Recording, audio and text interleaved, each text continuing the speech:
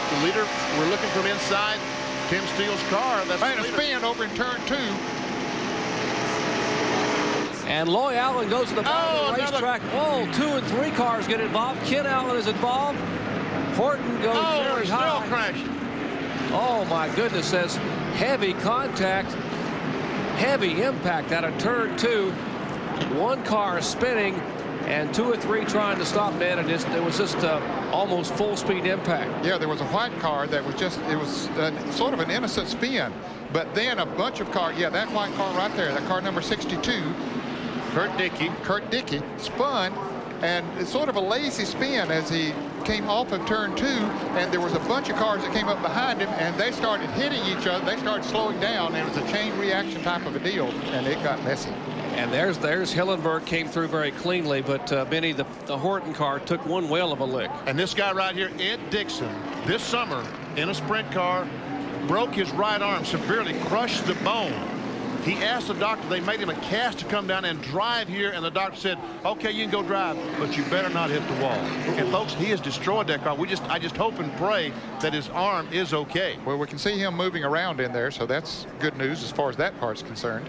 And that's a signal to the NASCAR safety crews. They tell you in the driver's meeting, you take the window net down if you're okay. So we know that if the window net isn't down, we'll go to someone else first who may be not quite so fine.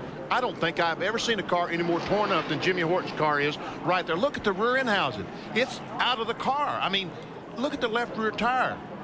Or is that somebody else's left rear tire? It looks like it's supposed to be under the back of that car, but it's 2 feet outside that car. Looks like the whole housing has been shifted over about 3 or 4 feet. It looked like Horton was going to make it through. He was trying to go to the high side. Of course, that car is painted the same as the other car you were talking about, Benny, as far as colors. Let's look again, see if we can see exactly what might have happened.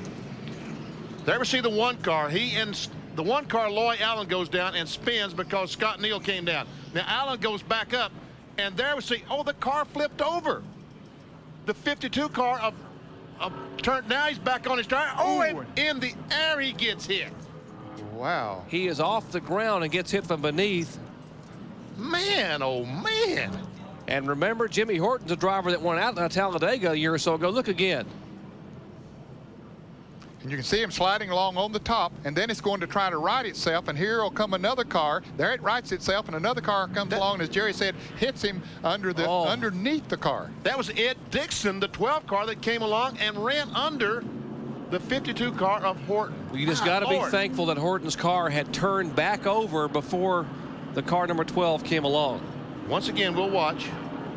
There we see him on his roof, and here comes Dixon. This camera angle just staying on the 62 car. Man, oh man.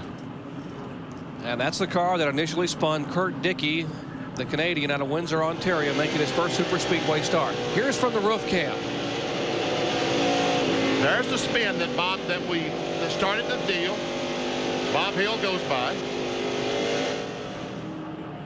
And here's the chain reaction back there. Scott Neal, Loy Allen going down on the inside and behind to the right of the screens where it all breaks loose. That was Ken Allen in the 3 car that he and the 52 car of Horton hit the 62 about the same time. Oh, and that is unbelievable, Ned. Wow, I've never seen anything like that. I've never seen a car up in there and get hit from the bottom side.